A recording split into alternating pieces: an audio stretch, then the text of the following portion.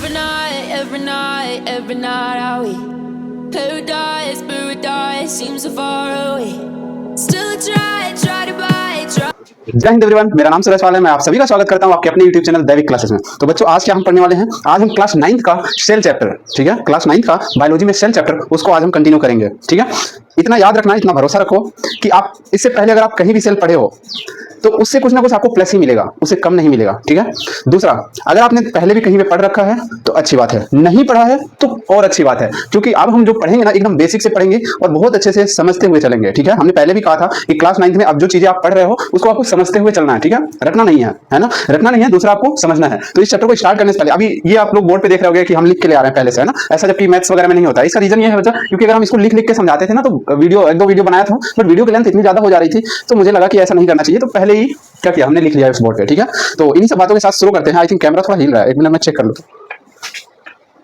कोई नहीं, चले आगे, चलो। हाँ, तो ध्यान दो बच्चों, स्टार्ट करेंगे सेल। ठीक है, सेल स्टार्ट करेंगे। सेल में आप लोग एक बात याद रखना, आपका साइंस जो है ना, क्लास 9th का जो साइंस है वो 3 पार्ट्स में डिवाइड होता है। ठीक है, एक होता है आपका फिजिक्स, एक होता है केमिस्ट्री, एक होता है आपका बायोलॉजी।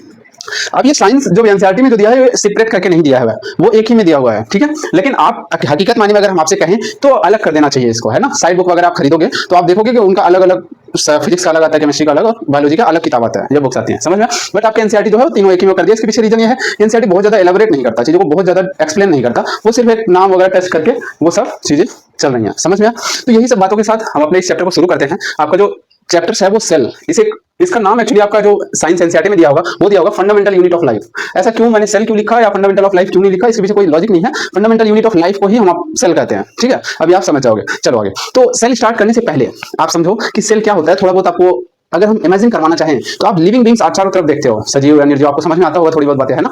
तो जो लिविंग बींग्स होते हैं उनके अंदर और नॉन लिविंग बींग्स उनके अंदर, दोनों में ऐसा क्या कॉमन डिफरेंसेस है या कैसे ये एक दूसरे से अलग हैं, इसके बारे में पहले हम चर्चा करेंगे, समझ में। फिर उसके बाद हम बहुत सारे सेल की डेफिनेशन पढ़ेंगे, फिर बहुत सारे इंपॉर्टेंट पॉइंट्स है इसको डिस्कस करेंगे, फिर इसके बाद हम आपको इसको इरेज करके फिर आगे बहुत सारे पॉइंट्स हैं उनको एक्सप्लेन करेंगे, फिर ऐसे आपका वीडियो कंटिन्यू होता रहेगा। चलो, इन्हीं सब बातों के साथ शुरू करते हैं। सबसे पहले सेल, सेल क्या है ना, व्हाट इज सेल। तो सेल का डेफिनेशन आप देखोगे, cell is the basic structural and functional unit of life. ये जो डेफिनेशन लिखा हुआ है इस डेफिनेशन पे मत जाओ, आप पहले समझने की कोशिश करो। ठीक है, हम जो आपको बात बताएंगे इसमें 2 टर्मिनोलॉजी यूज किया गया है, एक है बेसिक स्ट्रक्चरल, एक है बेसिक स्ट्रक्चरल और एक है बेसिक फंक्शनल। ठीक है, इन दोनों का मतलब सीख जाओगे ना तो बच्चों के मन में एक बहुत कॉमन डाउट उठता है। वो डाउट क्या है, पहले मैं ये बता दूं कि कई बार केमिस्ट्री वाले टीचर जो आते हैं वो भी कहते हैं कि दुनिया में जो हर चीजें बनी है ना वो कहीं ना कहीं एटम से बनी है, और बायोलॉजी वाले टीचर जैसे आते हैं वो कहते हैं कि हम आप जितने भी लिविंग बींग्स बने हैं वो सबके सब सेल से मिलकर बने हैं। तो बच्चों के मन में बहुत बढ़िया सा डाउट बनता है, जो कि बहुत कॉमन डाउट है और बहुत ही तुच्छ सा डाउट है, बहुत ही छोटा डाउट है। उसको पहले मैं क्लियर कर दूंगा इन्हीं 2 टर्म की मदद से, समझ में। देखो, बेसिकली जो एटम्स है ना, एटम्स वो सिर्फ और सिर्फ स्ट्रक्चरल यूनिट है, ना कि फंक्शनल यूनिट। अब आप कहोगे स्ट्रक्चरल और फंक्शनल यूनिट तो पहले समझाओ, तो आज पहले समझ ही लेते हैं बेसिक स्ट्रक्चरल और बेसिक फंक्शनल यूनिट क्या होता है। देखो, बेसिक स्ट्रक्चरल का मतलब होता है, जैसे आप इमेजिन करो, ये एग्जांपल लगभग हर कोई देता है, जैसे आपका घर बना हो ना तो घर आपका छोटे छोटे छोटे छोटे ईंट से मिलकर आपके पूरे घर का निर्माण हुआ रहता है, पूरा का पूरा घर या मकान आपका बना होता है ना। तो हम आपसे कहें ये आपका घर का जो बेसिक स्ट्रक्चरल यूनिट है, यानी कौन से यूनिट को रिपीट कर करके आपका घर बनाया गया है, तो आप कहोगे ईंट यानी ब्रिक्स, है ना, इसका जवाब दोगे। तो सेम वैसे ही हमारी बॉडी में यार जितने भी लिविंग ऑर्गेनिज्म हैं उनकी जो संरचना हुआ है या उनकी जो बनावट हुई है वो सेल से बना हुआ है, यानी सेल्स मिल मिलके पूरी शरीर का निर्माण किए हैं। तो अब दूसरा सवाल यहीं पे उठता है, तो एटम से भी केमिस्ट्री वाले सर तो बोलते हैं एटम से भी हम बने हैं, तो क्या ये बात सत्य है? हाँ, दोनों अपने अपने जगह पे सत्य है या दोनों अपने अपने जगह पे सही हैं। इसके पीछे रीजन क्या है समझो। आप जो पढ़ रहे हो ना सेल वगैरह में, आप सेल बहुत ही ऐसा समझो, सेल को हम माइक्रोस्कोप से भी देख सकते हैं, लेकिन एटम को देख भी नहीं सकते, वो बहुत ही स्मॉलेस्ट पार्ट में चले जाते हैं। मतलब आप सेल वगैरह को भी तोड़ते जाओ, सेल वगैरह को भी आप तोड़ते जाओ, सेल वगैरह में माइटोकॉन्ड्रिया, फिर आप ऐसा समझो सेल में फ्लूइड मटेरियल होता है, लिक्विड होता है, लिक्विड होता है मतलब दैट मींस वाटर होता है, वाटर होता है दैट मींस H2O होता है कि नहीं। अब H2O आप देखो, ये जो H2O आप देख रहे हो यहाँ पता नहीं दिख रहा है या नहीं, एक बार मैं कैमरे में चेक कर लो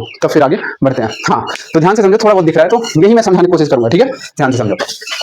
हम क्या कह रहे हैं कि सेल जो होते हैं ना, अभी आपको सेल का स्ट्रक्चर जस्ट इसके बाद हम समझाएंगे, बताएंगे या आगे वीडियो में आपको दिखाएंगे। सेल के अंदर एक लिक्विड वगैरह पड़े होते हैं, फ्लूइड मटेरियल्स पड़े होते हैं। फ्लूइड है दैट मींस पानी है, वाटर है, वाटर का केमिकल फार्मूला H2O होता है। अब यहाँ देखो H2O दैट मींस हाइड्रोजन और ऑक्सीजन, और हाइड्रोजन और ऑक्सीजन तो एलिमेंट्स ही हैं, यानी एटम्स वगैरह ही तो हैं।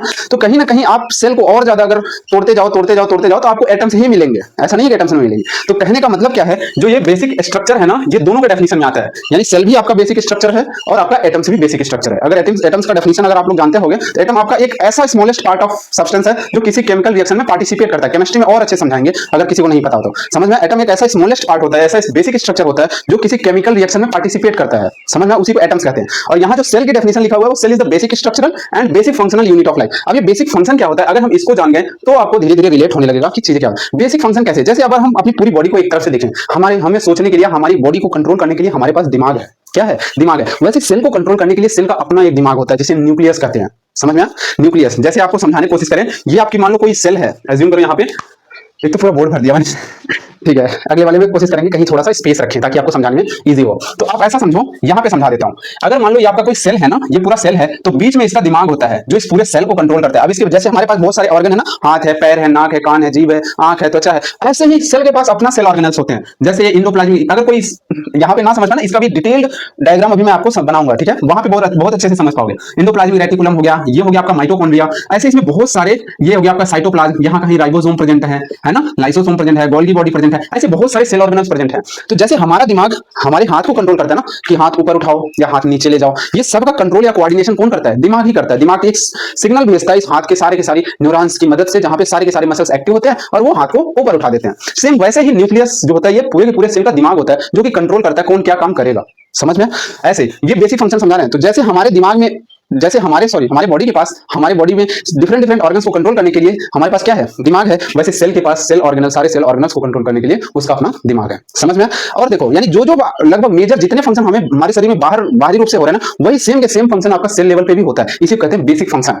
क्या हो रहा है? बेसिक फंक्शन वो क्या कर रहा है? रिपीट कर रहा है। आप आगे समझो, दूसरा एक और एग्जांपल समझाते हैं। जैसे हमें स्ट्रेट खड़े करने में सबसे ज्यादा हमारा जो सहायक या महत्वपूर्ण भूमिका निभा रहा है वो है हमारा बोन्स, यानी हड्डियां। अगर हड्डियां ना होना तो हम लोग जमीन पे ऐसे चिपक जाएंगे और रेंगते हुए चलेंगे, जैसे सर्प वगैरह चलते, सर्प वगैरह में भी हड्डी होती है। एज्यूम करो केचुआ आप देखो, अर्थवॉर्म, उसमें हड्डी नहीं होती, तो वैसे आप रेंगते हुए चलते, रेप्टाइल आप बन जाते हैं। समझ में? लेकिन बोन्स है तो हमें एक फिक्स शेप मिला हुआ है, हाथ का अपना शेप है, चेहरे का अपना शेप है ना, ऐसे बॉडी का भी अपना शेप है। सेम वैसे ही आपका इस सेल पे भी होता है, जिसे स्केलेटल सिस्टम जैसे हमारा है ना, वैसे इसका भी होता है। जैसे ये आपका इंडोप्लाज्मिक रेटिकुलम नाम है इसका, ठीक है, आगे समझाएंगे, अभी डिटेल वीडियो समझाएंगे और आपको समझ में आएगा। इंडोप्लाज्मिक रेटिकुलम ये फुला के रखता है, एक फिक्स शेप दे के रखता है।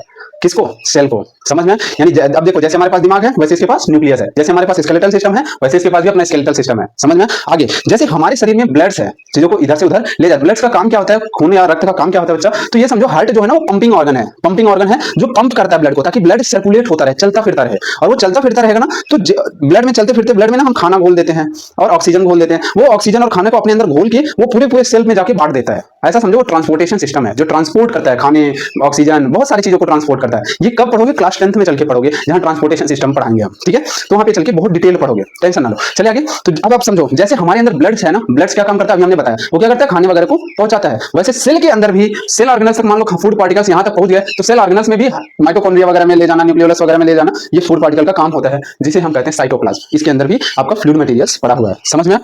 और समझने की कोशिश करो। जैसे हमारे अंदर रोगों से लड़ने के लिए WBC है, व्हाइट ब्लड सेल है। सिर्फ हमारे पास RBC नहीं होता। कभी आप देखो कहीं, जैसे ये दीवार है ना, इसमें अगर कभी गलती से रगड़ हो जाए हमारा ये स्किन, तो आप कुछ टाइम देखोगे व्हाइट सा कुछ निकल रहा है, व्हाइट सा, रेड तो निकलता है, वो RBC होता है, रेड ब्लड कॉर्पसेल्स या रेड ब्लड सेल, ठीक है, वो जो होता है वो RBC होता है। लेकिन आप थोड़ी देर बाद देखोगे ना, कुछ व्हाइटिश सा निकलता है, सफेद सा, उसे कहते हैं व्हाइट ब्लड सेल। वो क्या करता है? वो रोगों से लड़ता है। जैसे हमारे शरीर पे कोई बैक्टीरिया वगैरह आ गए तो उनसे वो लड़ता है, ठीक है, क्या करता है? लड़ता है, रोगों से लड़ता है, उसको मारता है, इम्यूनिटी सिस्टम को डेवलप करता है ना। वैसे ही क्या होता है, इस सेल के अंदर भी अपना इम्यूनिटी सिस्टम डेवलप करने के लिए होते हैं। जैसे पहला लेयर, कई लेयर के सिक्योरिटी होते हैं। सबसे पहला लेयर तो इसका बाहरी आवरण है, बाहरी कवर है, ठीक है, वो किसी अनवांटेड चीज को इंटर नहीं होने देता है। बहुत सेलेक्टिव परमिएबल मेम्ब्रेन होते हैं ये, ठीक है, ये बहुत सेलेक्टेड पार्टिकल्स को ही सेल के अंदर आने देते हैं। अब मान लो कोई ढीठ आदमी हो या ढीठ फूड पार्टिकल हो जो किसी तरह बच थच के निकल जाए, अंदर आ जाए, तो फिर अलग लेवल की सिक्योरिटी चलेगी। फिर अब यहाँ पे आएगा गोल्गी बॉडी। गोल्गी बॉडी क्या करेगा? वो चेक करता है, traffic police of the cell उसे कहते हैं, ठीक है, वो छानबीन करता है। जैसे ट्रैफिक पुलिस है ना, किसी कोई गाड़ी किसी शहर में इंटर मार रही है तो वो क्या करता है? हाथ देता है, गाड़ी वगैरह को चेक करता है, अगर जाने लायक रहता है जाने देता है, वरना वापस कर देता है या फाइन वाइन लगाता है ना। वैसे सेम चीजें होती है। गोल्गी बॉडी जो होता है ना, ऐसे किनारों पर लग जाता है, ऐसे किनारों पे बैठ जाता है। ये कब बनता है समझाता है, जब इंडोप्लाज्मिक रेटिकुलम बहुत ज्यादा बढ़ जाता है ना, फिर कट जाता है, टूट जाता है, और ये फ्लोट करते करते जाके ये किनारे पे जाके लग जाता है। और ये क्या काम करने लगता है? कोई फूड पार्टिकल आता है उसको चेक करने लगता है कि ये सही है, अंदर जाने लायक है या नहीं है। नहीं है तो उसको बाहर कर देगा, एक वेसिकल्स बना के बाहर डाल देगा, और अगर अंदर है तो अंदर जाने देगा। अब कई बार क्या होगा कि हर जगह गोल्गी बॉडी प्रेजेंट नहीं होंगी, जैसे यहाँ पे है, यहाँ पे मान लो हो, यहाँ पे हो, बट कहीं जगह नहीं हो तो बच के वहां से भी अंदर आ सकता है, तो फिर सेल को हार्म कर देगा। तो इस सिनेरियो में क्या होगा? इस सिनेरियो में एक आएगा, इस पूरे सेल को ही डिस्ट्रॉय करने के लिए लाइसोसोम, यानी वो लाइसोसोम जाएगा उस फूड पार्टिकल को खुद भी मार लेगा और उसको भी डिस्ट्रॉय कर देगा। उसको suicidal bag of the cell कहते हैं। समझ में? यानी पूरे सेल को मार देगा। ये सब अभी जितना हम कहानी बता रहे हैं ना, इस सब कहानी को हम एक एक करके अभी डिटेल पढ़ेंगे, एक एक सेल ऑर्गेनल्स को। आप अगर आपको किसी को समझ ना आ रहा हो ना, या कोई दिक्कत आ रही हो, तो आप बस थोड़ा सा सब्र रखो, या मैं इतना जरूर कहूंगा कि आप पूरा वीडियो एक बार कंटिन्यू देखो।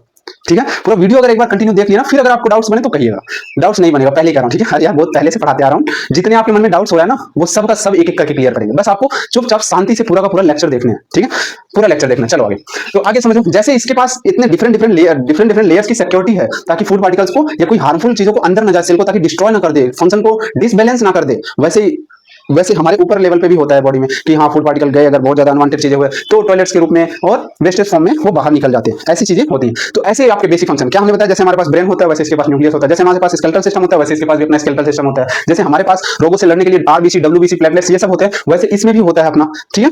अगला और अगर बेसिक फंक्शन समझाना चाहें तो और समझो, जैसे इसमें भी डाइजेशन वगैरह होता है, जैसे ये माइटोकॉन्ड्रिया है ना, ये protein factory of the energy currency of the cell कहा जाता है, ठीक है, ये आपका एनर्जी को बनाता है माइटोकॉन्ड्रिया। आगे चल के माइटोकॉन्ड्रिया के बारे में भी पढ़ेंगे, अभी सेल ये तो सेल का स्ट्रक्चर है ही नहीं, मैं एक बार चेक कर लूं दिख रहा है या नहीं, ठीक है, ये सेल का स्ट्रक्चर नहीं है, मैं पहले कह रहा हूं, ठीक है। चलो आगे, तो अब हम जितना हमने आपको समझाया कि जैसे जैसे हमारे पास दिमाग है, अब इसके बाद समझने की कोशिश करो। अभी हम सिर्फ सेल का डेफिनेशन समझाना चाह रहे हैं, आपके जहन में बैठाना चाह रहे हैं, इन दो वर्ड का मतलब क्या होता है, फिर जाकर डेफिनेशन आपका कंप्लीट होगा। तो स्ट्रक्चरल का मतलब हो गया कि वही यूनिट रिपीट करके पूरी की पूरी बॉडी बनी है, और बेसिक फंक्शन का मतलब होता है कि हम किसी भी बॉडी को जब ऊपर से देखते हैं, जो मोटा मोटी फंक्शन होता है ना, वही पूरा का पूरा सेल लेवल पे भी होता है, यही आपका बेसिक फंक्शन कहलाता है, समझ में? इसीलिए हम सेल का डेफिनेशन रखें, cell is the basic structural and functional unit of life, यानी पूरे लाइफ का जो बेसिक स्ट्रक्चरल है और बेसिक फंक्शनल भी है, यानी जितना फंक्शन यहाँ पे हो रहा है उतना फंक्शन पूरी की पूरी बॉडी में दिखेगी, सेम टू सेम। जैसे हम सांस लेते हैं ना, सांस क्यों लेते हैं पता है? सेल भी सांस लेता है, अरे वो सांस सेल तक ही जाता है, ऑक्सीजन, समझ में? 10th वगैरह में, अभी 10th वगैरह की बायोलॉजी पढ़ लोगे ना, तो बहुत कम से कम अपने शरीर के बारे में जानकारी तो हो जाएगी यार, 10वीं तक की बायोलॉजी पढ़ने के बाद, समझ में? धीरे धीरे आप समझने की कोशिश करो, समझ में आएगा। चलो आगे, तो अब हम डेफिनेशन जो समझाने की कोशिश करेंगे वो समझो, cell is the basic structural and functional unit of life. इसका मतलब अब आपको धीरे धीरे समझ में आने लग गया होगा कि ये डेफिनेशन क्यों कहा या क्यों बनाया गया। तो सेल एक ऐसा बिल्डिंग ब्लॉक है जिसको रिपीट कर करके क्या किया गया है, पूरी स्ट्रक्चर है, पूरी बॉडी को निर्माण किया गया। दूसरा बेसिक फंक्शन का मतलब समझ में आ गया, ठीक है। इन दोनों का मतलब, इन दोनों को मिला के हमने पूरा का पूरा डेफिनेशन बना दिया, cell is the basic structural and functional unit of life. आपको याद रहना चाहिए ये डेफिनेशन, ठीक है। सेल इज द, 4 बार बोलो अब, ठीक है, हाँ देखते हुए यार मन में बोलते रहो, ठीक है। Cell is the basic structural and functional unit of life, ठीक है। अब आगे चलें, अब कुछ इंपॉर्टेंट पॉइंट्स हैं सेल के, वो हम देखेंगे। अभी आपके मन में बहुत सारे सवाल उठेंगे कि सेल को कौन डिस्कवर किया था, इसके डिस्कवरी वगैरह सब आगे चल के हम आपको समझाएंगे, दिखाएंगे। चले आगे, चलो अब इंपॉर्टेंट पॉइंट्स जो है ना उनको डिस्कस करेंगे। सबसे पहला पॉइंट है, study of cell is called cytology. ये क्या है? जैसे जैसे आप बच्चा आगे बढ़ते जाओगे ना, वैसे वैसे सिलेबस बहुत वास्ट है, ये तो बहुत बेसिक है बायोलॉजी का, बस ऐसे बस खाली छोटा मोटा चीज आपको पढ़ाया जा रहा है। जब आप हायर क्लासेस में जाते जाओगे ना, ये सेल को सिर्फ एक एक चैप्टर, सिर्फ सेल, अभी आप पढ़ रहे हो ना सेल का, एक एक सेल ऑर्गेनल्स का एक एक चैप्टर बनता है। समझ में आया? जैसे माइटोकॉन्ड्रिया एक सेल ऑर्गेनल है ना, सिर्फ और सिर्फ माइटोकॉन्ड्रिया नाम का एक चैप्टर मिलेगा आगे चल के। मैं आपको एक किताब दिखा देता हूँ, ये देख रहे हो, ये किताब, इसमें ये आपका सेल बायोलॉजी की किताब है, जिसमें जेनेटिक्स वगैरह भी थोड़ा बहुत दिया है, ठीक है। ये पूरी किताब है, इसमें अलग अलग चैप्टर्स पढ़े हैं माइटोकॉन्ड्रिया वगैरह के, ठीक है। अगर आपको देखना है तो मैं आपको दिखा सकता हूँ, देखो गोल्गी ऑपरेटस का पूरा चैप्टर पढ़ा है, मैं आपको एक बार दिखाई देता हूँ कैमरे में फोकस करके। ये देखो, आप देख रहे हो गोल्गी ऑपरेटस का, ये सब चीजें चलती रहेंगी, ठीक है। चले आगे, तो ऐसी किताब, इतनी मोटी किताब आपको दिखने में आपको मिल रही होगी, ठीक है। इनसे पढ़ाए रहे हैं, बहुत सारे पॉइंट्स हैं जो आपको शायद आपकी किताब में नहीं मिलेगा, लेकिन हम आपको पढ़ाएंगे, ठीक है। ऐसे पॉइंट्स आपको सिखाएंगे जो शायद ही कोई आपको पढ़ाया हो, पहली बार यूट्यूब पे पढ़ा रहा हूँ, ठीक है। चलो आगे, हाँ तो क्या बता रहा हूँ, cell is study of cell is called cytology. Cytology एक ब्रांच बना दिया गया जिसमें हम सिर्फ और सिर्फ सेल का ही स्टडी करते हैं। जैसे आपके स्कूल में केमिस्ट्री का लैब अलग होता है, फिजिक्स का लैब अलग होता है, बायो का लैब अलग होता है ना, तो कहते हैं बायोलॉजी का लैब है, ये फिजिक्स का लैब है, ये केमिस्ट्री का लैब है। अब बायोलॉजी के लैब में भी बहुत सारी लैब्स होती हैं, समझ रहे हो, बहुत सारी वैरायटीज होती है। उसमें एक साइटोलॉजी जो शब्द है, ये साइटो का मतलब होता है सेल बेसिकली, ठीक है। लॉजी का मतलब होता है स्टडी करना, ठीक है। तो सेल की स्टडी करने को ही हम साइटोलॉजी कहते हैं, study of cell is called cytology. आगे चलें, दूसरा जो इंपॉर्टेंट पॉइंट है वो ध्यान देना, वो क्या है, largest cell in the world. अब आपको ये सब थोड़े फैक्ट्स हैं जो याद रखने होंगे। सबसे पहले आपको study of cell is called cytology, definition तो याद ही हो गया होगा, क्या होता है definition of the cell, cell is the basic structural and functional unit of life. फिर हमने इंपॉर्टेंट पॉइंट में सबसे पहला पॉइंट पढ़ा, क्या पढ़ा, the study of cell is called cytology. फिर दूसरा पॉइंट क्या है वो ध्यान दो, वो क्या पॉइंट है, वो है कि वर्ल्ड का सबसे बड़ा सेल, यानी वर्ल्ड का सबसे लार्जेस्ट सेल वो कौन सा सेल है, ऑस्ट्रिच एग। ऑस्ट्रिच मतलब शुतुरमुर्ग होता है हिंदी में। ऑस्ट्रिच का एक बार दिल्ली में मैं एक जू है, चिड़ियाघर है, वहां पे देखा था मैं, इतना बड़ा अंडा था, वो एक सिंगल सेल है, समझ में? इतना बड़ा सेल आपका क्या होता है, पूरा का पूरा वर्ल्ड में ऑस्ट्रिच एग अभी तक का रिसर्च किया गया है, ठीक है। तीसरा पॉइंट जो है, स्मॉलेस्ट सेल कौन सा है, ये ध्यान से देखो, smallest cell in the world जिसे हम माइकोप्लाज्मा कहते हैं, ठीक है। कई लोग, इसका दो नाम है, माइकोप्लाज्मा भी, कई लोग पीपीएलओ, अरे pleuro pneumonia like organism, sorry ये प्लूरो निमोनिया, अरे यार स्पेलिंग PNE न्यूमोनिया, स्पेलिंग आप लोग देख लीजिएगा, ठीक है। ये साइलेंट होता है इसमें, ठीक है। आगे चलो, तो मैंने क्या बताया, smallest cell in the world जो होता है वो उसका नाम माइकोप्लाज्मा या फिर PPLO, pleuro pneumonia like organism, ठीक है। अब ये क्या होता है, ये एक बैक्टीरिया है बेसिकली। जैसे ये कहां पे पाया जाता है, तो आप लोग एक एक कैंसर होता है प्रोस्टेट कैंसर, ठीक है। प्रोस्टेट कैंसर कहाँ पे होता है मैं आपको समझाना चाहूँ। जैसे आपका एक यूरिनरी डक्ट होता है और एक आपका स्पर्म का डक्ट होता है, ठीक है। ये आपको कहाँ पे पढ़ाया जाएगा, तो ये आपको सेक्सुअल रिप्रोडक्शन वगैरह में पढ़ाया जाएगा, जो आपका मेल रिप्रोडक्टिव ऑर्गन्स होते हैं उनमें ये पढ़ाया जाएगा। तो हमने क्या बताया, ये आपका यूरिनरी डक्ट होता है जो पेशाब का रास्ता है या पेशाब की नली है, ये आपका स्पर्म का डक्ट होता है। तो इसमें यहाँ पे ना एक ऐसा ग्लैंड्स होता है या ग्लैंड्स होता है जिसका काम होता है कंट्रोल करना, जब पेशाब आता हो तो स्पर्म ना आने दे, और जब स्पर्म आ रहा हो तो पेशाब को ना आने दे या टॉयलेट्स को ना आने दे। तो ये इसका वही काम होता है। अब अगर ये ग्लैंड्स जो है ना, अगर कई लोग ओवर मास्टरबेट वगैरह कर लेते हैं, मास्टरबेशन एक ऐसी प्रक्रिया होती है जिसमें या प्रोसेस होती है जिसमें आपका जो मेल होता है या फीमेल, ये दोनों में होता है, ठीक है। तो वो अपना जानबूझ के या ऐसा समझो कि वो क्या करते हैं, कुछ ऐसी क्रियाएं करते हैं जिसमें वो आपका स्पर्म जो है बार बार बाहर निकलते हैं या निकालते हैं। तो जब आपका बाहर बार बार स्पर्म निकलेगा ना, तो ये एक टाइम बाद अपना कंट्रोल या कोऑर्डिनेशन खो देता है। इतना ज्यादा यूज करने लग जाते हो आपको प्रोस्टेट ग्लैंड को कि आपका जो उनका जो सेल डिवीजन है ना, अभी आपको बताएंगे कैंसर क्या होता है। यहाँ पे आपको लिखा हुआ है कैंसर क्या है। कैंसर तभी होता है जब अनकंट्रोल मैनर में सेल डिवीजन करने लग जाता है, तो उसे कैंसर कहते हैं, ठीक है। तो ये इतना ज्यादा यूज होने लगता है, इसलिए लगता है हमारी अपनी संख्या बढ़ानी चाहिए, तो उस बढ़ाने में अपना कंट्रोल ही खो देता है। वही आपका प्रोस्टेट कैंसर कहलाता है, ठीक है। जब प्रोस्टेट कैंसर हो जाता है ना, वो जनरली ये बैक्टीरिया वगैरह ना वहाँ पे पाए जाते हैं, ठीक है। कौन सा, पीपीएलओ, प्लूरोनिमोनिया लाइक ऑर्गेनिज्म, ठीक है। यहाँ समझ में आ गया ये, ठीक है। चलो आगे बढ़ते हैं। अगला पॉइंट जो है वो क्या है, largest cell in the human body. Largest cell in the human body क्या होता है, तो फीमेल में ये जनरली पाया जाता है, ओवम नाम है इसका, ठीक है। ओवम ये कहाँ पे होता है, तो बच्चा ये होता है यूटेरस, यूटेरस में नहीं, ये होता है आपके जैसे आपका जो एग जहां पे बनता है ना, वो ओवम रिलीज करता है, ठीक है, वहां पे होता है फीमेल्स में, ठीक है। चलिए आगे, largest cell in the human body क्या होता है, ओवम। और ये कहां पे पाया जाता है, तो ये फीमेल में पाया जाता है, मेल में नहीं। आप अगर आप में पाया जा रहा है तो भाई गड़बड़ है, ठीक है, फिर तो कुछ। चलो आगे चलते हैं, आगे चलते हैं। छठा पॉइंट क्या है, ह्यूमन बॉडी कंटेन्स, सॉरी हाँ, पांचवा point, smallest cell in the human body क्या है, तो स्पर्म है, ये मेल में पाया जाता है। Largest cell in the human body क्या है, ओवम, और ये किसमें पाया जाता है, सिर्फ और सिर्फ फीमेल में। और smallest cell in the human body क्या होता है, स्पर्म, और ये किसमें पाया जाता है, मेल में पाया जाता है। स्पर्म वगैरह जनरली टीन एज में बनने चालू होता है। टीन एज क्या होता है आपको पता ही होगा, जिसके जैसे 13 टीन आ रहा है ना, 14 15 16 लास्ट में टीन आ रहा है, उसी एज को हम टीन एज कहते हैं। 19 तक होता है लगभग, ठीक है, कहां से 13 से लेकर 19 तक। वैसे आगे पीछे भी थोड़े बहुत एज होते हैं, तो इसी एज में आपका स्पर्म बनना शुरू होता है मेल में। और ये फीमेल में तो पहले से ही एग रहता है, ये लगभग 12 साल के आसपास में ये रिलीज होना शुरू हो जाता है, अल्टरनेट मंथ में एक एग्स, ठीक है। ये कब पढ़ाएंगे, जब सेक्सुअल रिप्रोडक्शन आपका आएगा क्लास 10 में, तब पढ़ा देंगे, ठीक है। तो वहां पे बहुत डिटेल समझ में आएगा। अभी आपको सिर्फ इतना समझना है कि ये 4 पॉइंट्स आपको वैसे याद होंगे। देखो याद रखना भी बहुत जरूरी है, क्योंकि एग्जाम में आप लिख पाओ, आपको पता है लेकिन वहां पॉइंट्स याद भी नहीं आते, कई बार ऐसा होता है। अब इसके पीछे रीजन क्या है या इसको कैसे हम इंप्रूव करें, तो इसको सिर्फ और सिर्फ लिख के इंप्रूव करो और दिमाग में थोड़ा सा सेट करो, है ना। जैसे हमने पॉइंट्स लिखा है, इसको ऐसे याद करो। जैसे important points of the cell में, अब अगर सेल का कोई डेफिनेशन पूछेगा ना, सेल का डेफिनेशन ये दे दो और इतने पॉइंट्स हम बता देंगे। अभी और सारे पॉइंट्स हैं, इतने पॉइंट्स अगर आप लिख दोगे ना, तो वो टीचर भी कहेगा यार ये कुछ ज्यादा ही लिख दिया, ओवर राइटिंग कर दिया। और ओवर राइटिंग पे आपका नंबर बहुत कम ही लोग काटते हैं, नहीं काटते यार ना। आपको जितना आता है पूरा लिखो। अगर कोई टीचर ओवर राइटिंग नंबर काट रहा है, मतलब क्या ही बोले, कोई दिक्कत नहीं, ठीक है। आप लिखो, जितना आ रहा है उतना लिखो भाई, लिखने की प्रैक्टिस बहुत ज्यादा डालो, ठीक है। तभी आपको ये सारे के सारे पॉइंट्स आपके दिमाग में बैठेंगे। हाँ तो चलो ध्यान दो। तो सबसे पहला पॉइंट क्या था, study of cell is called psychology. Cell का डेफिनेशन के पढ़ने के बाद हमने सबसे पहला पॉइंट जो पढ़ा था, study of cell is called psychology. फिर दूसरा हमने पढ़ा वर्ल्ड का सबसे लार्जेस्ट सेल, वो था ओस्ट्रिच। वर्ल्ड का सबसे स्मॉलेस्ट सेल क्या है, माइकोप्लाज्मा या पीपीएलओ, प्लूरोनिमोनिया लाइक ऑर्गेनिज्म। फिर हमने बताया ह्यूमन बॉडी का सबसे बड़ा सेल वो कौन सा है, वो ओवम है। और दूसरा हमने फिर पढ़ा ह्यूमन बॉडी की सबसे छोटी कोशिका या छोटी सेल वो कौन सी है, तो वो है स्पर्म, ठीक है। इतना आपको 5 पॉइंट्स याद हो गए। छठा पॉइंट सब चलते देखें, human body contains 37 trillion of, एक और भी पॉइंट्स है यहाँ पे नोट करके लिख लेना, या आप यहाँ इन दोनों पॉइंट्स के बीच में एक पॉइंट्स लिख लेना। एक होता है लार्जेस्ट, एक होता है लॉन्गेस्ट। लॉन्गेस्ट मतलब होता है लंबा, और लार्जेस्ट मतलब होता है लंबाई चौड़ाई दोनों में बराबर। जैसे ये मार्कर जो है ना, वो क्या है, वो लंबा है, ये लेंथ में लंबाई है। और ये जो डस्टर है ना, ये लार्जेस्ट है, ठीक है, ये लार्जेस्ट, इसके पास जितनी लंबाई है उतनी चौड़ाई है, तो ये लार्जेस्ट सेल है। लार्जेस्ट कहने का मतलब लंबाई चौड़ाई दोनों में लगभग ये लंबा है, सॉरी बड़ा है। और लॉन्गेस्ट का मतलब सिर्फ और सिर्फ एक ही डायरेक्शन में ये क्या है, ज्यादा बड़ा है। तो अगर कोई लॉन्गेस्ट सेल पूछे ना, तो नर्व सेल होती है, जो हमारे दिमाग वगैरह में पाए जाते हैं। नर्व सेल बहुत इंपॉर्टेंट है, ये आपको हम पढ़ाएंगे, ठीक है। उसमें क्या होगा, लाइट भी चली गई, एक मिनट में चेक करने दो। हाँ तो आगे ध्यान देते रहो। चलो लाइट चली गई, डोर वगैरह ओपन कर दिए, नेचुरल लाइट्स है उससे देखेंगे, ठीक है। चलो आगे ध्यान दो। हाँ तो इसके बाद हमने एक पॉइंट मैंने बोला आपको ऐड कर लेना कि longest cell of the human body वो कौन सा है, नर्व सेल, ठीक है। लिख लेना longest cell of the human body, ये लार्जेस्ट है, वो लॉन्गेस्ट है, LONGST, लॉन्गेस्ट, ठीक है, लॉन्गेस्ट सेल, ठीक है। आगे बढ़ते हैं। चलो अगला जो पॉइंट है वो ध्यान देना, 7वां पॉइंट है cell can talk to each other, या सॉरी 6वां point, human body contains about 37 trillion of the cell. जो ह्यूमन बॉडी है ना, वो लगभग 37 ट्रिलियन ऑफ सेल, अबाउट है, ये भी ध्यान देना लगभग, क्योंकि किसी कोई बड़ा है कोई छोटा है, तो उसके क्या होते हैं बॉडीज जो है वो उस हिसाब से सेल घट या बढ़ भी सकते हैं, समझ में आ। तो ये सब चीजें हैं। अगर आपकी बॉडी में किसी की बॉडी बहुत बड़ी है तो उसमें ज्यादा सेल होंगे, और कोई बहुत छोटा होगा तो वो उसके बहुत कम सेल भी होंगे, ठीक है, समझ में आ। एक मिनट,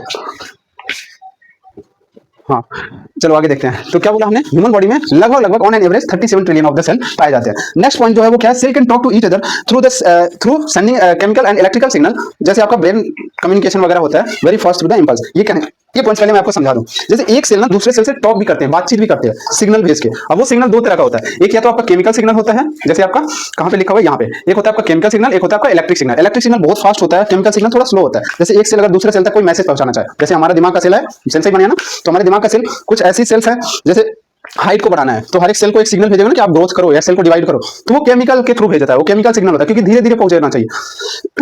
सॉरी हाँ, क्या बोला हमने कि जैसे आपका दिमाग एक सेल है, वो सिग्नल भेजना चाह रहे हैं हाथ के टिप्स वगैरह के पास कि आप थोड़ा ग्रोथ करो, इसी बॉडी को बढ़ाना है, लंबाई बढ़ानी है, तो सर हर एक सेल को सिग्नल भेजना जरूरी है ना।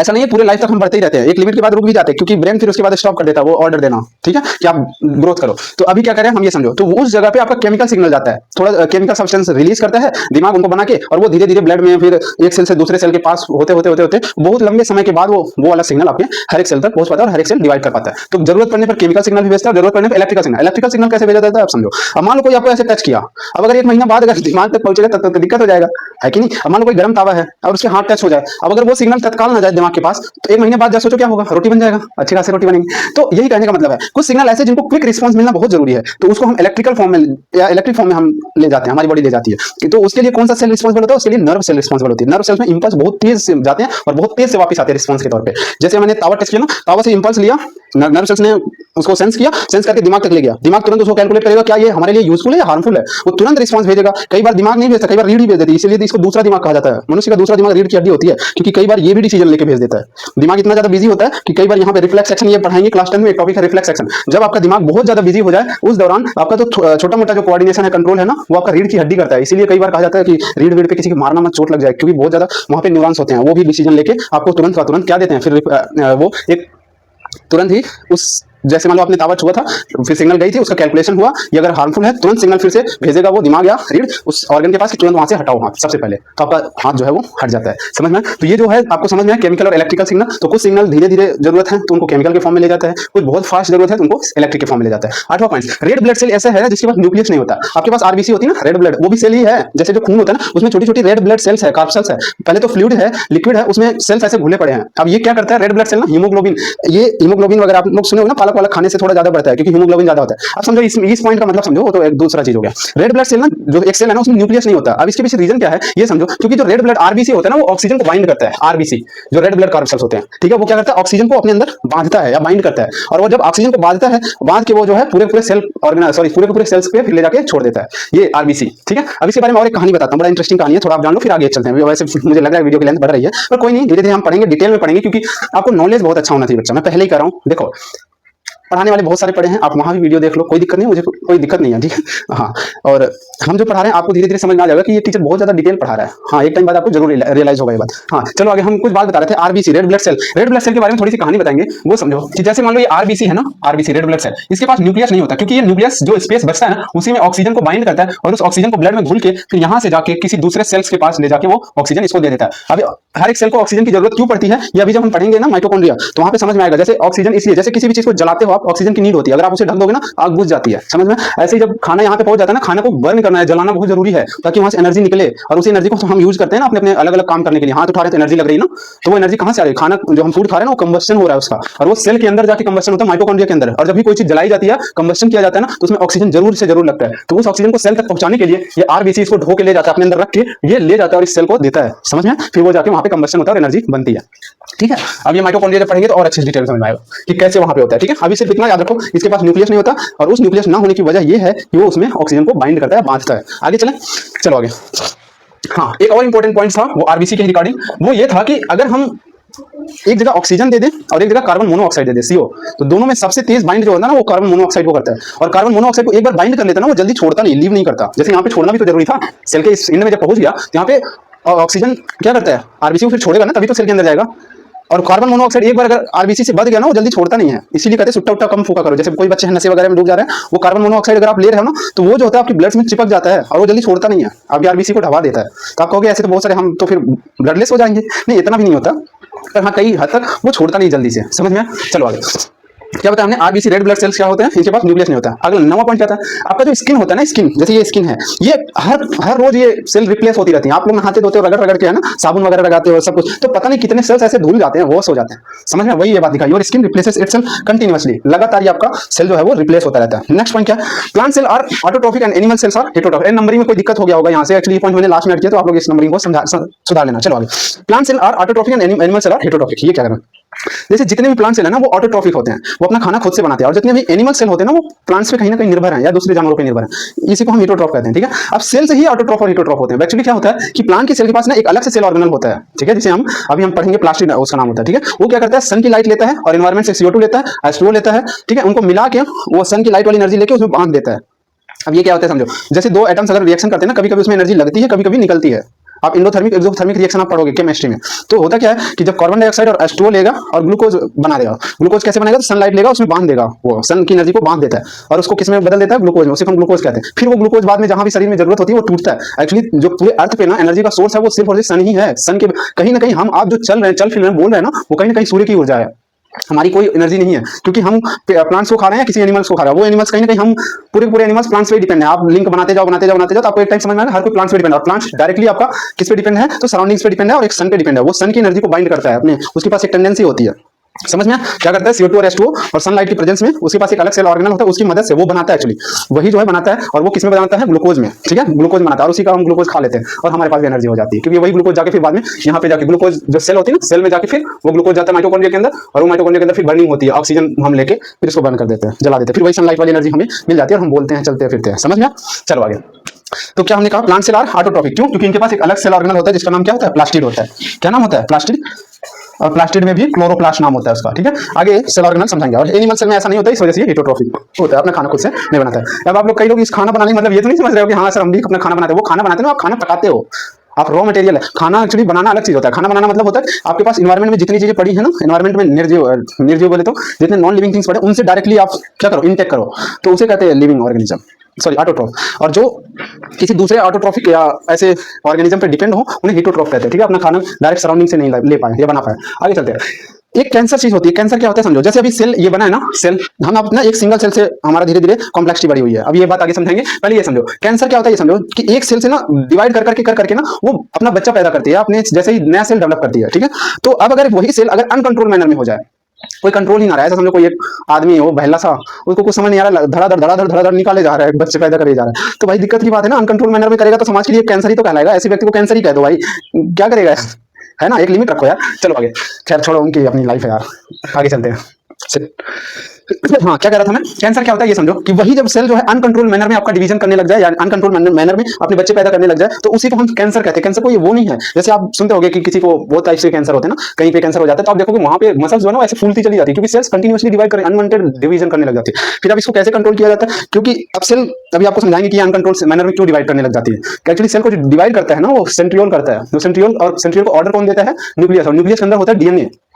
थोड़ा बहुत अभी नहीं समझ में आ रहा कई लोगों को, लेकिन आप समझो कि न्यूक्लियस जैसे ये आपका सेल है, बीच में आपका न्यूक्लियस होता है, इसमें DNA होता है। DNA में ना पूरी ब्लूप्रिंट रखी होती है, पूरी इन्फॉर्मेशन रखी होती है। वही आपका जैसे होता है ना, आपके पास कुछ ना कुछ इन्फॉर्मेशन आप लिख के रखे होते हो जिसकी मदद से आप कुछ ना कुछ काम करते हो, वैसे सेल के पास भी यहाँ पे इन्फॉर्मेशन रखा होता है। और जैसे हमारे हाथ में 5 ही उंगलियां होनी चाहिए, ये कौन डिसाइड कर रहा है, DNA डिसाइड करता है, उसके पास इन्फॉर्मेशन है। समझ में, हमारे पेरेंट्स से DNA आता है हमारे सेल में, तब जाके हमारा एक सिंगल सेल बनता है। अभी आगे समझाएंगे, उसे जाइगोट कहते हैं। यहाँ पे human body starts from one या सिंगल सेल, ठीक है, फ्रॉम सिंगल सेल, ठीक है, जिसे फर्टिलाइज एग जाइगोट कहते हैं। मम्मी से आपका ओवम आता है, पापा से आपका स्पर्म आता है, दोनों डिप्लॉइड होते हैं, मिलकर डिप्लॉइड हो जाते हैं, यानी DNA पूरा चेन बन जाती है। और वो DNA मम्मी का आधा गुण पापा का आधा गुण प्रॉपर्टीज आता है, और वो आपका कैरेक्टर कॉपी हो जाते हैं उस DNA में। और वही कैरेक्टर आपका डिसीजन लेता है कि आपके पास 5 उंगलियां होनी चाहिए, आंख होनी चाहिए, कहाँ पे होना चाहिए, ये सब का सब बकायदा वो इन्फॉर्मेशन किसके पास होता है, DNA के पास होता है, ठीक है। तो यही मैं समझाने की कोशिश कर रहा हूँ कि वो DNA के पास ये भी इन्फॉर्मेशन होता है, क्योंकि ये न्यूक्लियस के अंदर, और न्यूक्लियस कंट्रोल कर रहा है। तो न्यूक्लियस के अंदर जो DNA पड़ा है ना, उसके पास ऐसे इन्फॉर्मेशन होते हैं जो वो किसको ऑर्डर देता है, सेंट्रियोल को। सेंट्रियोल ही आपको डिवीजन करवाता है सेल को, और वो अनवांटेड अगर ये ऑर्डर देने लग गया, बिना मतलब का देने लग गया ना, तो वो क्या करेगा, धड़ाधड़ डिवाइड करवाने लगेगा। अब इसको रोकने के लिए हम लोग ना कई बार लेजर लाइट वगैरह, आप लोग सुने होंगे कि सेकैया एक शब्द होता है कि इसमें हाई बीम फ्रीक्वेंसी वाले लाइट्स डाले जाते हैं जो कि ये DNA की इन्फॉर्मेशन को चेंज करता है। समझ में आया? यानी इसको मारता है। कई बार सेल्स को ही डिस्ट्रॉय कर देते हैं, हम मार देते हैं, लेकिन अब एक सेल में अगर ये चेंजमेंट हुआ रहता है तो हम लोग रिमूव कर देते हैं, वो कैंसर रोका जा सकता है। उस सेल को ही निकाल दो काट के। जैसे यहाँ पे कोई एक सेल है जिसके पास गलत इन्फॉर्मेशन हो, ठीक है, ऐसी अनवांटेड डेवलप करने लग जाएगा, ठीक है, तो उस सेल को ही निकाल दो काट कूट के। पर ऐसा नहीं होता। जब आपको सेल, आप देखो ना, फेजेस होते हैं कैंसर के, फर्स्ट फेज, सेकंड फेज, ऐसे फेजेस बढ़ते चले जाते हैं, बाद में पता चलता है, बहुत लेट हो जाता है। अगर पहले पता चल जाता है ना तो बहुत आसानी से इलाज हो जाता है कैंसर का।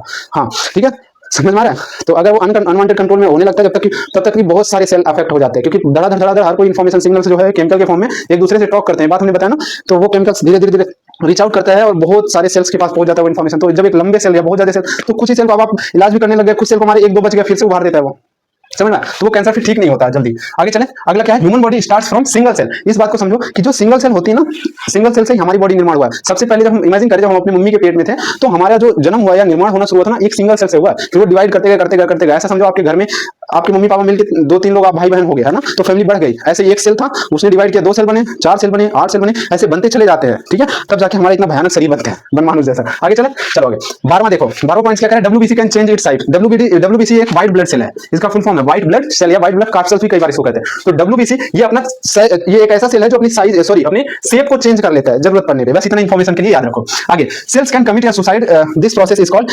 अपोप्टोसिस, ठीक है, ये बात याद रखना। सेल जो है ना अपने आप को सुसाइड भी करवा सकता है, यानी अपने आप को खुद को मार सकता है जरूरत पड़ने पे। कैसे मारेगा आपको समझाएंगे कि एक लाइसोसोम, सेल ऑर्गेनल में एक लाइसोसोम होता है, ठीक है। ये लाइसोसोम अगर कोई ऐसा फॉरेन पार्टिकल आ गया जो पूरे इस सेल के अलावा बाकी और सेल को भी हार्मफुल कर सकता है। कैसे आप समझो, मान लो ये कोई ऐसा फूड पार्टिकल आ गया जो न्यूक्लियस को अफेक्ट किया या किसी और सेल ऑर्गेनल्स को अफेक्ट किया, पूरा सेल अफेक्ट हुआ, फिर केमिकल के फॉर्म में दूसरे के पास सिग्नल गई, वो भी अफेक्ट हो गया, तो ऐसे बहुत लार्ज अमाउंट में सेल अफेक्ट हो जाएंगे। तो इससे बचने के लिए लाइसोसोम एक ऐसा सेल ऑर्गेनल है, वो जाता है इसके ऊपर बस्ट हो जाता है, खुद मरता है। देखो, ये लाइसोसोम एक ऐसा सेल ऑर्गेनल है जो जाएगा इस फूड पार्टिकल पे, क्या करेगा? फट जाएगा। एक बार मैं चेक कर लूं कैमरे पे वीडियो आ रही है नहीं? अरे यार थोड़ा सा कट रहा है। आप थोड़ा सा मैं नीचे बना दूं, कोई नहीं, इधर थोड़ा सा समझाता हूँ, इसको इरेज कर दिया, ठीक है, यहाँ इतना इरेज कर दिया। ऐसा समझो ये आपका एक कोई सेल है, यहाँ पे आपका न्यूक्लियस है और यहाँ कोई ऐसा फॉरेन पार्टिकल आ गया जो इस सेल को अफेक्ट तो करेगा ही। इस सेल को जैसे ही अफेक्ट करेगा तो ये बगल वाले सेल भी इससे केमिकली सिग्नल भेज के क्या करेंगे, बात करके इसको भी इफेक्ट कर देगा। अब ऐसे एक लंबा, एक बहुत बड़े अमाउंट में सेल अफेक्ट हो जाएगा, तो अब क्या करेंगे, इस सेल को ही मारेंगे, इस सेल को डिस्ट्रॉय करेंगे। कैसे करेंगे? इसमें एक लाइसोसोम नाम का एक सेल ऑर्गेनल होगा जो इसमें जाएगा और फट जाएगा। इसमें पड़ते इसमें हाईली एंजाइम्स होते हैं, बहुत ही एंजाइम्स होते हैं, ठीक है, बहुत घातक एंजाइम होते हैं जो किसी भी सब्सटेंस को पचा देते हैं, ठीक है। जाएगा इस पे फटेगा, लेकिन ये पूरे सेल को भी मार देगा, ठीक है, इतनी जल्दी गलाएगा, इतनी जल्दी खत्म करेगा, ये पूरा का पूरा सेल खत्म हो जाएगा, वहां से रिमूव हो जाएगा। तो इनको ये सिग्नल नहीं भेज पाएगा और बाकी के सेल बच जाएंगे। इसीलिए कहा जा रहा है कि सेल जो है वो क्या कर सकता है, सुसाइड कर सकता है जरूरत पड़ने पर, ठीक है, समझ में? आगे चलते हैं, और इस प्रोसेस को हम क्या कहते हैं? अपोप्टोसिस, ठीक है, अपोप्टोसिस डिस्ट्रॉय। आगे चलते हैं। Bone is made up of living cell. कई बार हमारे मन में ना बड़ा वो डाउट होता है कि हमारी क्या हड्डियां सेल से बनी है? कई बार ऐसा होता है, तो हाँ, सेल से बनी होती है। और क्या वो जिंदा होती है? हाँ, बिल्कुल जिंदा होती है, क्योंकि आप देखोगे बोन्स भी बढ़ती हैं, ठीक है, बोन्स भी बढ़ते हैं। आगे चलें, तो हमारा बोन्स भी क्या होता है? लिविंग सेल होता है। अगला 15 पॉइंट देखो, 15 वाला, brain contains billions of neurons. हमारा जो दिमाग होता है ना, न्यूरॉन्स से पूरा दिमाग बना हुआ है, खोपड़ी जो है। और न्यूरॉन जितने, एक बात याद रखना, हमारे न्यूरॉन्स जो है ना वो कभी भी डिवाइड नहीं करते, न्यूरॉन्स में डिवीजन करने की कैपेबिलिटी है। तो आप कहोगे हमारा जब हम छोटे थे तो यानी जितने न्यूरॉन थे क्या उतने ही बड़े होने पे हो गए, हमारे तो खोपड़ी बढ़ गई जबकि न्यूरॉन बढ़ गए होंगे? नहीं, ऐसा कुछ नहीं होता। नंबर ऑफ न्यूरॉन फिक्स होते हैं, एक बच्चे में जितना होता है उतना ही आपका पूरे जीवन में होता है। बस आपका एक्टिविटी, जैसे न्यूरॉन्स जो पड़े होते हैं ना उनकी साइज बढ़ती है, कभी न्यूरॉन्स डिवाइड नहीं करते। दूसरा, जो न्यूरॉन होते हैं ना वो हमारे ब्रेन में इतना ज्यादा है कि हमारे पास जो इन्फॉर्मेशन स्टोर होता है, जैसे हम कुछ याद करते हैं हमारे दिमाग में ना, वो कहाँ याद होता है? एक्चुअली होता क्या है हमारे दिमाग में, क्या प्रोसेस होता है, ये क्लास 10 में ब्रेन में है। लेकिन अभी के लिए अगर हम आपको समझाना चाहें, इतना समझो, हमारे दिमाग के पास जो न्यूरॉन्स है ना उनमें सिग्नल ऐसे इलेक्ट्रिकल सिग्नल के फॉर्म में इन्फॉर्मेशन स्टोर होता है। आपको इलेक्ट्रिकल फॉर्म में कैसे होता है? आप समझो चिप वगैरह होता है, मेमोरी होता है ना, चिप या मेमोरी, उसमें कैसे फॉर्म में स्टोर होता है? सिग्नल्स के फॉर्म में स्टोर होता है, ठीक है। वो एक ऐसा लूप बना दिया जाता है कि जितनी इन्फॉर्मेशन है ना वो उसी में फंसे रहते हैं और वो कंटिन्यू उसी में घूमते रहता है। यार अब ये ऐसा कंप्यूटर साइंस की चीजें हो गई, ठीक है, मैं अभी करंटली बीटेक कर रहा हूं, तो इन सब चीजों के बारे में पता है कि कैसे इन्फॉर्मेशन अपना स्टोर किया जाता है किसी भी चिप वगैरह के अंदर, ठीक है। तो वैसे हमारे दिमाग में भी जो न्यूरॉन्स है ना वो स्टोर करते हैं। अगर आपको थोड़ा सा डिटेल बताना चाहें, बहुत ज्यादा डिटेल चल रहा है ऐसे तो बहुत टाइम लगेगा, एक बार मैं चेक करूं वीडियो कितनी लेंथ हुई, भयानक हो रहा है।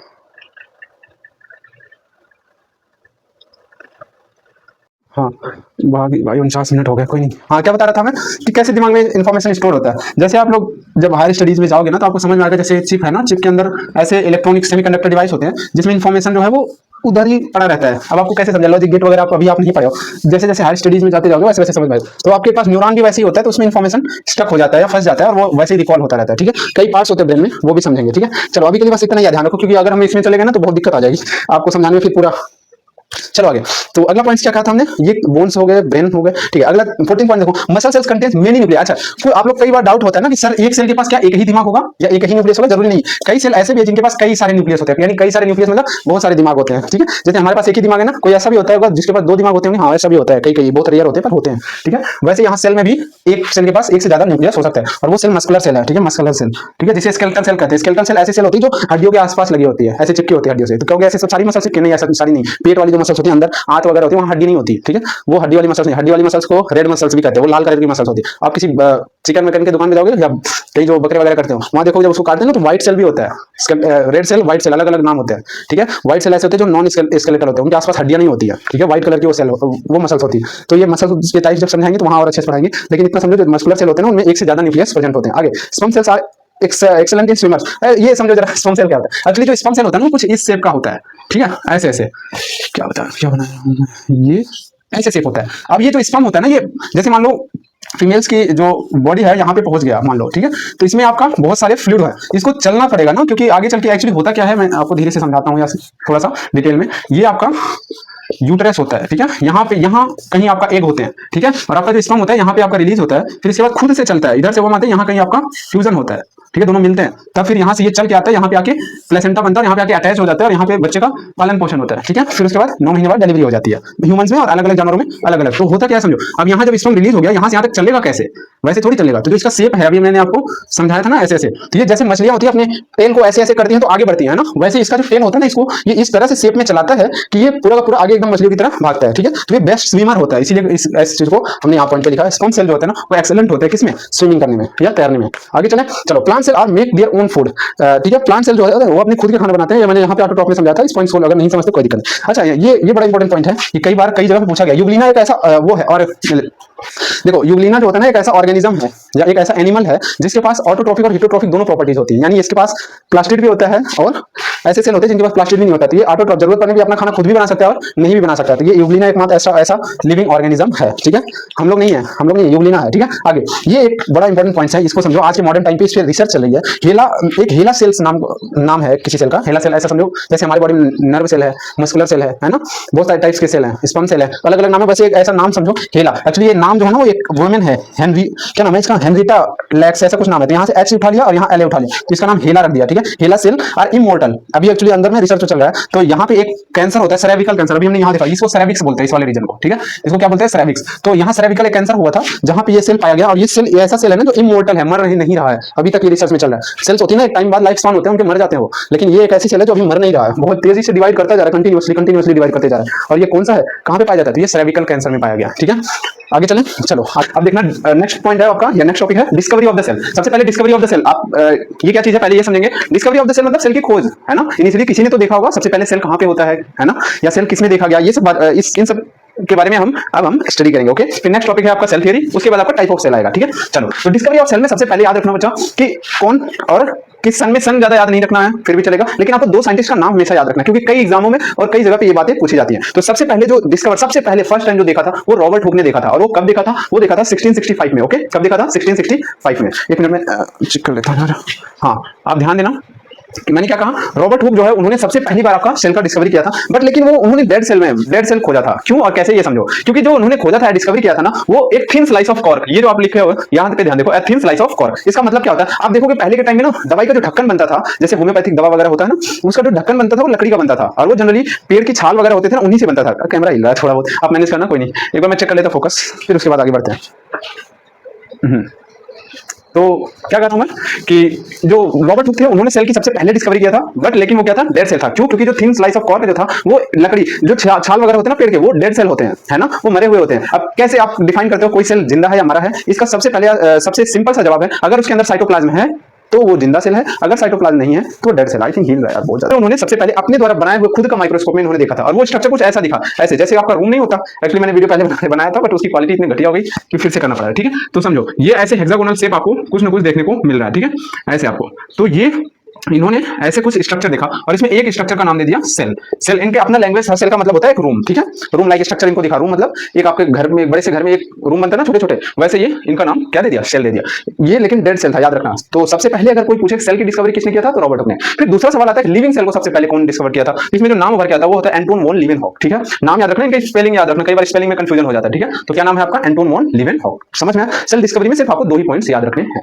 ओ भाई साहब, चलो ठीक है, फिर लाइट गई और तुरंत आ गई किस्मत ही देखो। चलो सेल थ्योरी आगे, अगला वाला हेडिंग। एक्चुअली मैं गांव में आ गया हूं, ठीक है, तो आप लोग देखोगे तो थोड़ा बहुत बोर्ड वगैरह सेटअप वगैरह चेंज हो गया है, तो यहाँ पे आराम से क्लास ले रहे हैं, कोई नहीं, धीरे धीरे सब कुछ ठीक हो जाएगा। चलो सेल थ्योरी देखते हैं। सेल थ्योरी में आपको 3 साइंटिस्ट का नाम याद रखना होगा, स्वान, स्लाइडेन, रेडोल्फ विरकोव। 3 साइंटिस्ट का नाम किसने दिया था, और सेल थ्योरी की नीड क्यों पड़ी। तो इसकी नीड इसलिए पड़ी बच्चा, क्योंकि देखो सेल तो खोज दिया इन्होंने, रॉबर्ट हुक ने सेल की खोज कर दी, लेकिन सेल के बारे में सबसे पहले बताएंगे, एक्सप्लेन तो करेंगे ना, एक थ्योरी तो प्रपोज किया जाएगा। जैसे आप कोई डिस्कवरी कर लो और आप उसके बारे में कुछ बताओ ना, लोगों को समझाओ नहीं, तो फिर लोग कैसे समझेंगे कि हाँ आप कुछ ना कुछ अच्छा खासा खोज किया। ऐसे तो चलते फिरते रास्ते कोई कुछ खोज कर देता है ना, कोई ऐसे थूक दिया ऊपर से नीचे गिर गया, बोला पता नहीं कुछ तो है जो नीचे गिर रहा है, तो इसका मतलब क्या हुआ, डिस्कवरी हो गई नहीं। सही से एक्सप्लेन करना होगा ना, रीजन देना होगा क्यों आप थूके तो नीचे आया। सॉरी एक गलत एग्जांपल ले लिया, कोई नहीं। जैसे आप और आसपास भी देखो, ऐसे नहीं है, डिस्कवरी में आपको थ्योरी प्रपोज करना होता है, लोग सवाल करते हैं ना। तो वैसे इनसे जब पूछा गया सेल के बारे में, तो इन्होंने 3 साइंटिस्ट का नाम आता है जो जिसे आपको याद रखना है, और इन्होंने एक्सप्लेन किया था। सबसे पहले ये 2 साइंटिस्ट मिलकर दिए थे, ठीक है, कौन, स्वान और स्लाइडेन। लेकिन इनसे पूरी की पूरी थ्योरी, इनसे कुछ ना कुछ सवाल रह गया, इन्होंने पूरे के पूरे जवाब नहीं दे पाया, तो बाद में रेडोल्फ विरकोव ने आया और ये लास्ट वाला पॉइंट इन्होंने ऐड किया था, ठीक है।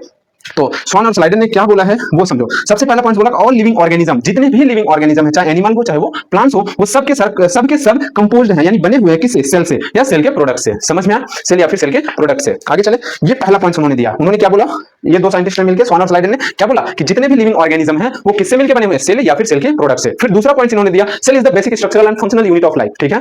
ये तो आपका डेफिनेशन है बेसिकली सेल का डेफिनेशन इन्होंने ही दिया था, ठीक है, जो हमने पहले अभी कुछ देर पहले पढ़ा था, ठीक है। कुछ देर पहले नहीं, मेरा एक दिन बीत गया, ठीक है, कुछ उस दिन नहीं बना पाया वीडियो, ठीक है, तो इसलिए आप एक्चुअली इसको कंबाइन करेंगे, तो आपके हिसाब से तो कुछ देर पहले ही होगा। चलो, तो क्या बोला हमने, cell is the basic structural and functional unit of life. आगे थर्ड पॉइंट क्या है वो आप समझो, smallest unit of life is the cell, that every organism starts its life as a single cell. ये हमने आपको पहले भी बताया था, इंपॉर्टेंट पॉइंट्स ऑफ सेल में, कि जितने भी जीव हैं वो कहीं ना कहीं एक सिंगल सेल से अपनी जीवन की शुरुआत करते हैं, अपनी लाइफ को स्टार्ट करते हैं। समझ में, उससे पहले वो निर्जीव रहते हैं। इससे रिगार्डिंग मैं आपको यहाँ पे एक बार देख लूं, मैं अगर दिख रहा हो तो मैं आपको कुछ समझाऊंगा। चले आगे, तो आपको दिख तो रहा है। चलो, यहाँ पे एक बात आपको समझाएंगे कि सबसे पहले सेल ही एक ऐसी चीज है ना जो कनेक्टिंग, मतलब जस्ट नॉन लिविंग से लिविंग में कन्वर्ट होता है, ठीक है। सेल एक ऐसी यूनिट है जो जस्ट नॉन लिविंग से लिविंग में बदलता है। अब आप कहोगे कैसे ये सब चीजें क्या हो रही हैं, तो आप समझो कि अगर हम थोड़ा हिस्ट्री जानने की कोशिश करें सेल की, तो आप बहुत समय पहले जाओ, जब अर्थ जो है वो एक, ऐसा कहा जाता है ना कि जो अर्थ है ना वो धधकते हुए एक गोला था, ठीक है, जो कि बिग बैंग थियरी में थोड़ा बहुत ये बात बताया गया। तो अगर मान लो अर्थ है, ये धधकता हुआ गोला था, तो यहाँ पे आग तो लगी है, तो इसमें बेसिक 4 एलिमेंट CHON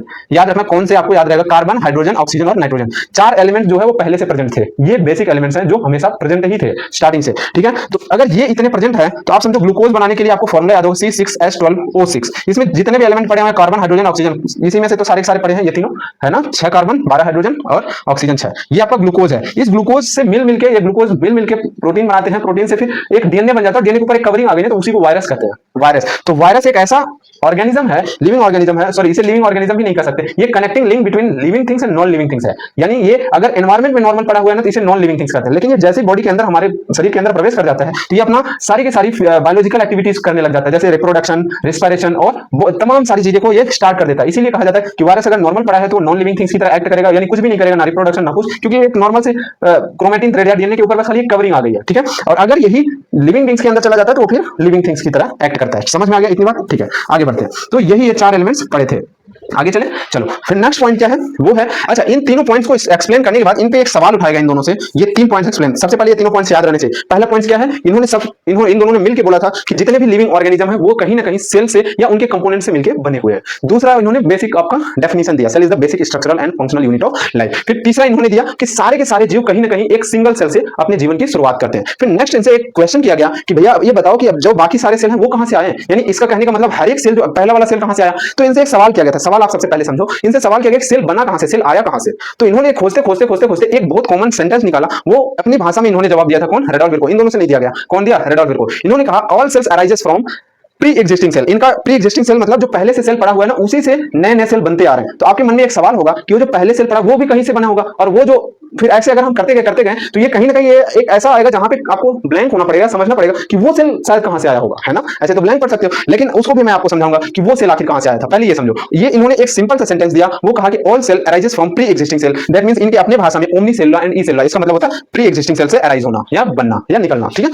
इसको इन्होंने अपनी भाषा में, जैसे हमारी भाषा हिंदी इंग्लिश है तो हम लोग हिंदी इंग्लिश में कुछ ना कुछ बोल देते हैं ना, है कि नहीं। जैसे छाछ है, छाछ को हम छाछ बोलते हैं, कई छाय बोलते हैं, कई माठा बोलते हैं, तो अलग अलग भाषा है, अलग अलग तरह से उसी सेम ऑब्जेक्ट को ट्रीट या बोला जा रहा है। तो वैसे यहाँ पे भी है कि उन्होंने अपनी भाषा में बोला था omni cellular e and e cellular, जिसका मतलब होता है कि all cells are arises from pre existing cell. समझ में? अच्छा, अब इसमें जो डाउट्स आता है वो बच्चों को कि हाँ सर, वो जो इन्होंने बोल तो दिया पिछला वाला जो अभी सेल बना हुआ वो पिछले से बना, तो पिछला वाला और पिछले से बना होगा और पिछला वाला और पिछले से। तो एक ऐसा पॉइंट आएगा या एक ऐसा टाइम आएगा जहां पे आपको बताना पड़ेगा कि वो वाला सेल कहां से अराइज हुआ है ना। तो वो वाला सेल समझो। अभी हमने एक एग्जांपल आपको, या सॉरी एग्जांपल नहीं, मैंने आपको ये केस समझाया था जहां पे बताया था कि अर्थ जो है वो क्या है, वो एक धधकता हुआ गोला है जहां पे ये बेसिक एलिमेंट CHON कौन, कार्बन हाइड्रोजन ऑक्सीजन नाइट्रोजन, ये 4 एलिमेंट्स प्रेजेंट है। जब ये 4 एलिमेंट्स प्रेजेंट है, ये धधकते गोला, इसमें H2O तो बन ही जाएगा पानी। ये पानी बार-बार इसमें बारिश हुई और धीरे-धीरे अर्थ का जो ऊपरी लेयर है ना वो ठंडा पड़ गया। अभी भी आज भी अगर आप गड्ढा खोद के देखोगे ना, अंदर धरती के अंदर आज भी बहुत ज्यादा गर्मी है। और हद तो तब हो गया जब अर्थ के अगर कोर में पहुंच जाओगे ना, तो यहाँ पे जितने मेटल्स हैं या सब्सटेंस वो पिघले हुए फॉर्म में प्रेजेंट है। समझ में आया? यानी पिघला हुआ है यहाँ पे कोर्स में चले जाओगे, समझ में? इतना ज्यादा गर्मी है, सिर्फ और सिर्फ सरफेस पे अभी तक ठंडी हो पाई अर्थ, ठीक है। और वो क्यों हो पाई? क्योंकि ये H2O बनता था, बार-बार बारिश होता था, फिर भाप बन जाता था, ये क्रियाएं बार-बार होती गई, एट द एंड ये ठंडा पड़ गया। समझ में आया?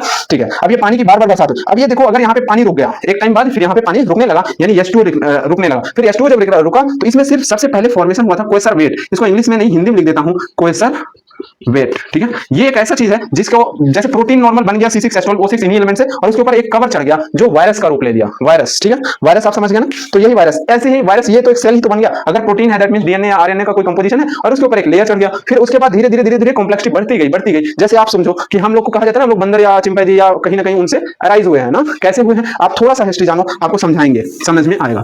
समझो, जैसे मान लो कि ये अर्थ का एक हिस्सा है, अर्थ का एक हिस्सा है, यहाँ पे सारे इंसान रह रहे हैं, ठीक है, आदमी रह रहे हैं। अब ये किसी कारणवश सोचो ये अर्थ जो है ऐसे फट जाए, अर्थ को आ जाए, और ये वाला थोड़ा खिसक के ये जमीन इधर चला जाए और ये जमीन इधर चला है, ठीक है। अब यहाँ पे आप समझो कि यहाँ पे एनवायरमेंट ऐसा है कि यहाँ पे बहुत ज्यादा ठंडी पड़ रही है और यहाँ पे बहुत ज्यादा गर्मी पड़ रही है। अब गर्मी पड़ने की वजह से यहाँ पे रेडिएशन ज्यादा है और यहाँ पे रेडिएशन कम है। अब यहाँ पे उपस्थित, यहाँ पे प्रेजेंट जितने भी आदमी या मनुष्य हैं, उनके जो स्किन्स वगैरह हैं या उनकी जो सेल है ना, उनके डीएनए पे इंपैक्ट पड़ेगा, उनके डीएनए पे इंपैक्ट पड़ेगा। अब डीएनए क्या होता है अभी आगे चल के सेल ऑर्गेनल समझाएंगे, समझ में। ऐसा समझो कुछ ना कुछ सेल होता है, सेल के अंदर कोई एक ऐसे सेल ऑर्गेनल होते हैं जिनके पास इंफॉर्मेशन होता है कि बॉडी को, ऐसा समझो कि डीएनए एक ऐसा सेल ऑर्गेनल है जिसके पास इंफॉर्मेशन होता है कि बॉडी को क्या शेप देना है, क्या साइज देना है, क्या कलर देना है, ये सब का सब इंफॉर्मेशन इसी के पास है। वरना सोचो 2 आंख बनाना है, यहीं पर क्यों बनता है हमेशा, यहाँ वहां कहीं क्यों नहीं बन जाता, इधर क्यों नहीं हाथ बन जाता, या हाथ वगैरह पैर जो है ऊपर बन जाता, सर जो है नीचे बन जाता, ऐसा क्यों नहीं हुआ? ऐसा नहीं होता क्योंकि डीएनए के पास ये सब बनाने की जो विधि है या तरीके हैं, उसका इंफॉर्मेशन स्टोर्ड होता है। ये बात समझ में आ गई? ठीक है, अब आगे बढ़ते हैं। अब इस डीएनए को चेंज भी किया जा सकता है, इस डीएनए की इंफॉर्मेशन को चेंज भी किया जा सकता है। वो चेंज करने का फैक्टर बहुत सारे हो सकते हैं। पहला आपका एनवायरमेंट हो सकता है, दूसरा आपको रेडिएशन वगैरह डाल दो तो इंफॉर्मेशन चेंज हो जाएगा, तीसरा कभी कभी कॉपी होते वक्त, जैसे सेल एक सेल से दूसरा सेल जब बनता है ना, तो कॉपी होते वक्त, जैसे आपके शरीर से आपके बच्चे का निर्माण हुआ तो कॉपी हुआ वहां से आपके बच्चे में, तो कॉपी होते वक्त थोड़ी बहुत एरर हो जाती है, चेंजमेंट हो जाती है, ठीक है, थोड़ी बहुत लिटिल बिट होता है, ठीक है, तो वहां भी आपका एरर होता है, ठीक है।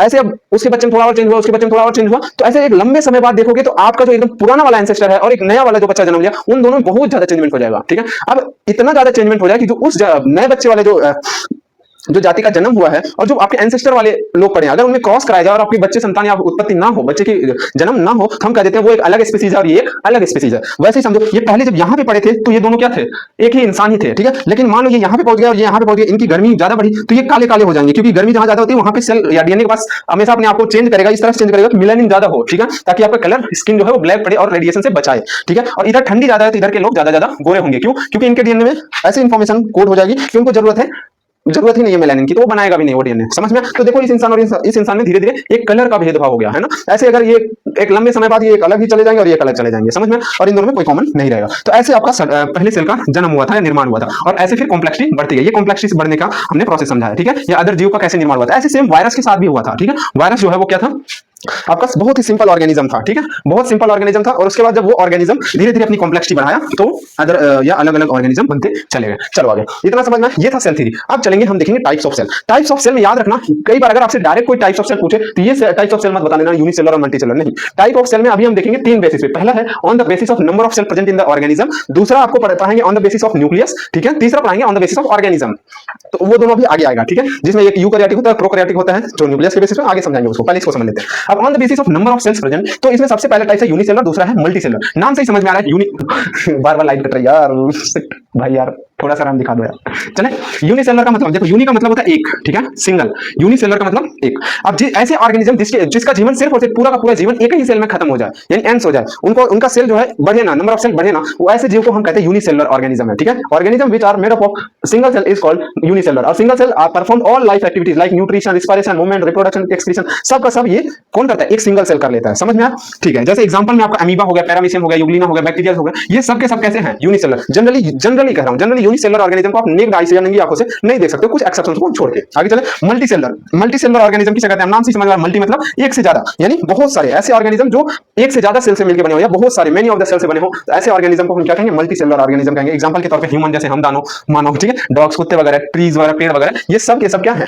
मल्टीसेलुलर है। आगे बढ़ जाए, चलो अब आगे चलो। किसके बेसिस पे है? वो न्यूक्लियस के बेसिस पे। इसको दो क्लासिफाई, एक्चुअली आपको जब भी कभी क्वेश्चन में आपसे पूछे टाइप्स ऑफ सेल ना, तो आप कभी भी आप ऐसा एज्यूम करना कि आपको हमेशा न्यूक्लियस के बेस पे ही पूछा जा रहा है, ठीक है, जब तक कि प्रॉपर मेंशन ना हो। समझ में? जब भी पूछे how many types of cell, तो आप बोलना दो टाइप्स। कौन सा? Eukaryotic, prokaryotic. कई बच्चे बता देंगे अभी, जैसे अगले बेसिस पे एनिमल सेल और प्लांट सेल, ये नहीं बताना, ठीक है, क्योंकि प्रायोरिटी से दिया गया है। ओके, समझ में? ठीक है, चलो। On the basis of nucleus में इसको दो क्लासिफाइड किया, दो टाइप्स में क्लासिफाइड किया गया। सबसे पहला यूकैरियोटिक, दूसरा है आपका प्रोकैरियोटिक। यूकैरियोटिक सेल क्या होता है ये समझो। यू का मतलब होता है ट्रू, दैट मींस आपका एकदम ट्रू हो, और कैरियोटिक का मतलब होता है न्यूक्लियस। अब आज से कहीं भी कैरियोटिक या कैरियन शब्द देखना ना, उसका मतलब होता है न्यूक्लियस से रिलेटेड बात कर रहा है, ठीक है। चलो, अब दो टाइप ऑफ, इसका डेफिनेशन समझो। दो type of cells which have true nucleus और well defined nucleus is called क्या? Eukaryotic cell. यानी ऐसे सेल जिसमें अच्छे से या एक तरीके से न्यूक्लियस प्रॉपर दिखता हो या प्रेजेंट हो, उसे हम कहेंगे यूकैरियोटिक सेल। और दूसरा आपका प्रोकैरियोटिक सेल। प्रो का मतलब होता है फॉल्स और कैरियोटिक का मतलब होता है न्यूक्लियस। मतलब दो type of cells which have false type of nucleus, या न्यूक्लियस ही ना हो, एब्सेंट हो, ठीक है, न्यूक्लियस क्या हो, एब्सेंट हो, इज कॉल्ड प्रोकैरियोटिक सेल। और जो तीसरा है वो on the basis of organism, हमारे पृथ्वी पे, अर्थ पे दो टाइप के ऑर्गेनिज्म होते हैं, एक एनिमल, दूसरा प्लांट। तो इसको दो टाइप्स में क्लासिफाइड किया गया। पहला एनिमल सेल, दूसरा प्लांट सेल। एनिमल सेल क्या होता है? ऐसा सेल जो एनिमल्स में पाया जाता है उसे एनिमल सेल कहेंगे, ऐसा सेल जो प्लांट में पाया जाता है उसे प्लांट सेल कहेंगे, ठीक है।